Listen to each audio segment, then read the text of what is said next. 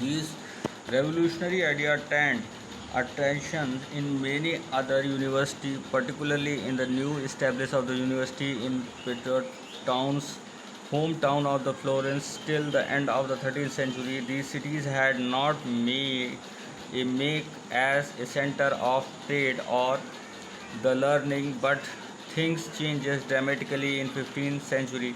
A city is known by its great citizens as much as by wealth, and Florence had come to be known because the Dalton, a lawman who wrote a religious themes, a Gitos, an artist who painted lifelike poetries very different from stuff figure uh, done by earliest artists.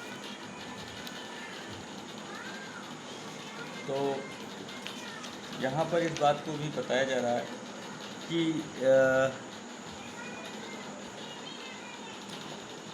15th century के आसपास बहुत कुछ बदल गया था। किसी भी city की पहचान उसके महान सिटीजन्स के साथ साथ उसकी जो उसमें संपन्नता थी उससे बनती थी। फ्लोरेंस की प्रसिद्ध दो लोगों का बड़ा हाथ था। इसमें दांते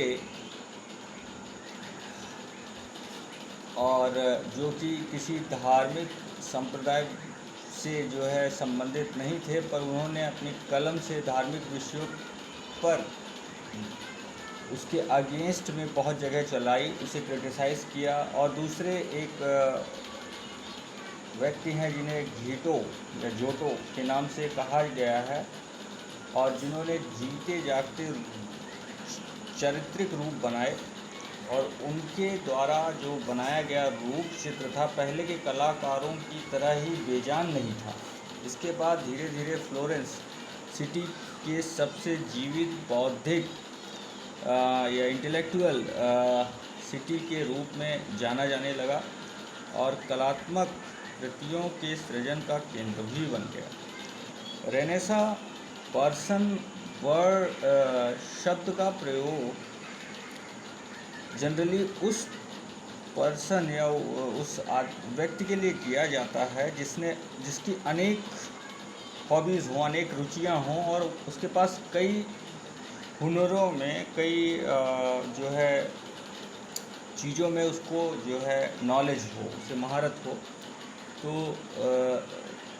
रेनेसा का जो टाइमिंग है उसमें बहुत से महान लोग भी आए और उनकी कई तरह की रुचियां हुआ करती थी, और कई कलाओं में ये लोग अपने आप में जो है काफ़ी कुशल थे, स्कॉलर्स थे। उदाहरण के लिए एक ही व्यक्ति विद्वान, कूटनीतिक या जो है थ्योरिजियम, आर्टिस्ट, कई सारे जो है जगह पर वो अपना रोल एक्ट कर सकता है। मतलब उसमें कई सारी कलाएं हो सकती हैं, कई सारे गुण हो सकते हैं। तो यहाँ पर इन सभी बातों को बताया गया है कि कोई स्कॉलर केवल एक ही तरह की क्वालिटी नहीं रख सकता है। हो सकता है कि उस स्कॉलर के पास अलग अलग चीज़ों में भी उसका हॉबीज़ हो, अलग अलग चीज़ों में भी उसका इंटरेस्ट हो, और कई डिफरेंट थिंग्स को वो कर सकता हो।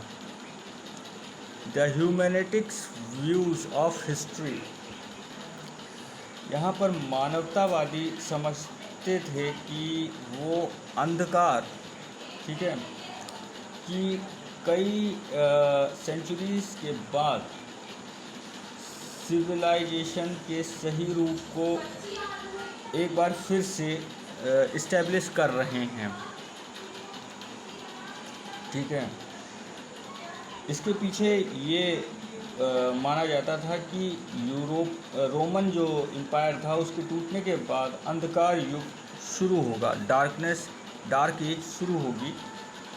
लेकिन जो ह्यूमैनिटी के लर्नेड थे उन्होंने बिना कोई प्रश्न उठाए ये मान लिया कि मिडिल एज में जो है रोमन साम्राज्य के डिक्लाइन के बाद 1000 साल बाद की समय अवधि के बाद लिया जाता है। और उनका ये तर्क था कि अब लोगों की सोच और विचार जो कि पहले की तुलना में अब रीजनेबल थॉट्स पर चल रहे थे, उससे डिफ़र होंगे।